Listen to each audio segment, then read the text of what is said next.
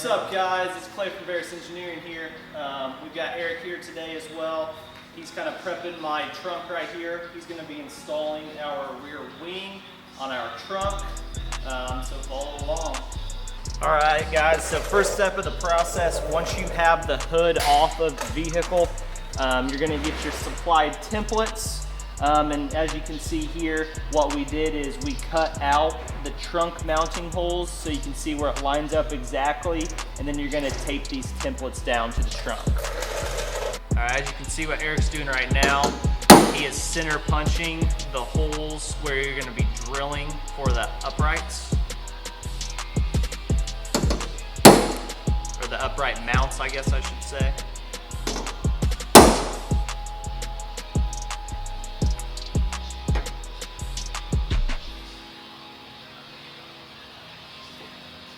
All right, so where you guys pulled out the factory bushings, you're gonna use a 3/8 drill bit to drill these holes out a little bit wider. Some of the cars don't have this factory. It's only the cars with the wings, I believe. Okay. FRSs don't have them.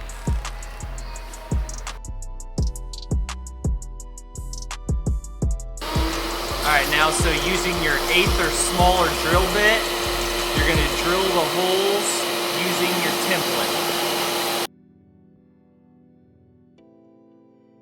Now going up to a 9/32 drill bit, you're going to open these holes up just a little bit wider.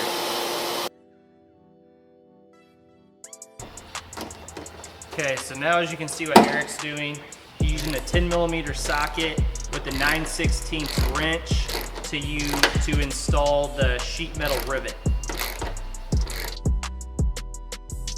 And before he did this, he did use some sealant. You can use touch-up paint as well, just to help with rust protection. You'll put a little bit on the top side of the rivet there. And there's your properly installed rivet nut. All right, so I just wanted to make a quick point to you guys. When you receive your wing, the mounts are already going to be mounted and these are sealed in. So please do not try to remove these. If you do, you have the risk of messing up the threads. All right, once you get the holes drilled on the bottom, you are gonna flip the trunk over, and then you're gonna open these holes up on the top side a little bit wider, and then we're gonna hit it with a die grinder just to make them even a little bit wider.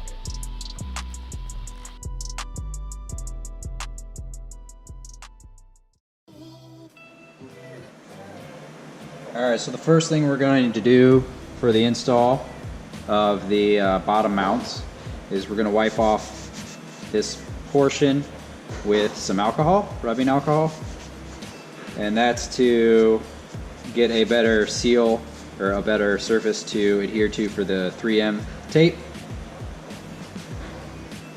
You'll notice that on the tape there's a short end and a slightly longer end. We're going to put the slightly longer end on the shorter stub. You can obviously overlay it and see which way fits better, but that is the way that it's supposed to go.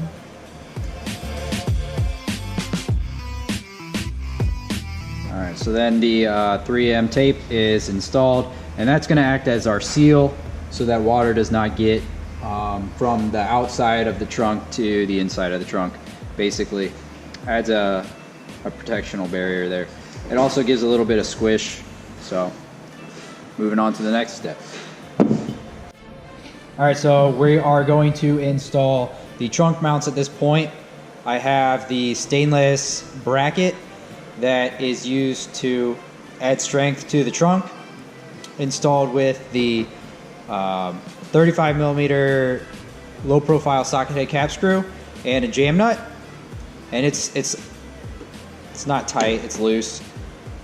And then we have a 25mm bolt as well as a 35mm long bolt.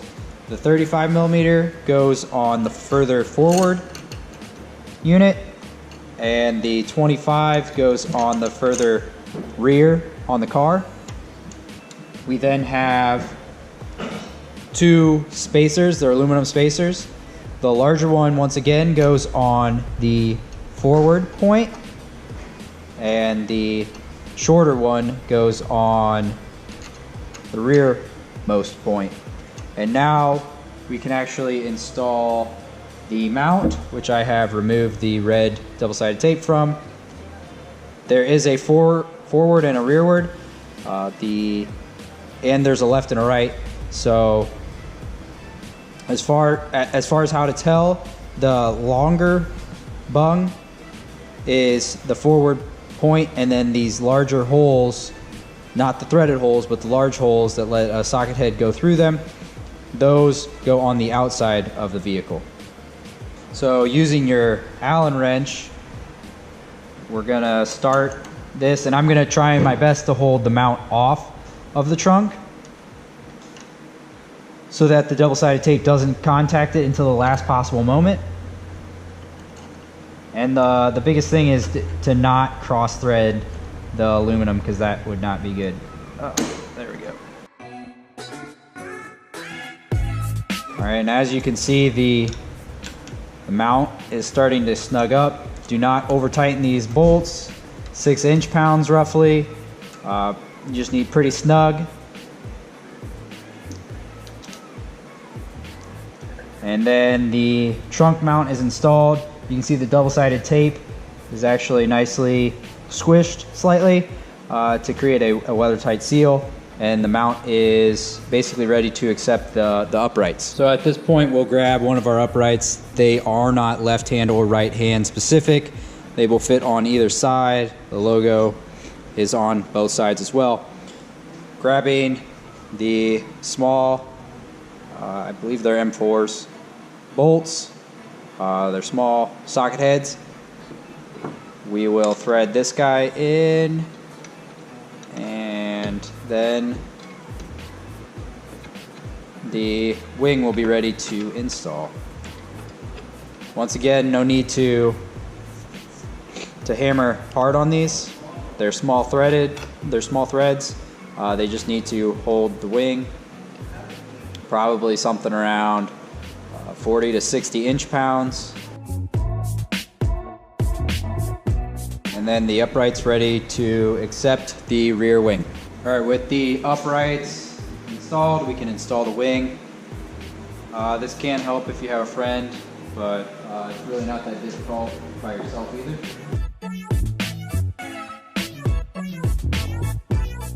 And then we'll install so this was the M4, I believe M4 button head cap screw, 22 millimeters long, washer, and then on the other side we'll put a washer and the nylon nut, all stainless steel.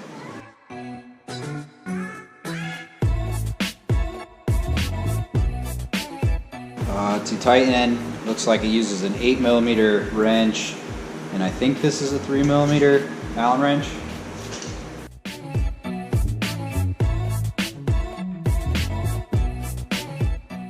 Alright, and then the wing is installed. One final thing.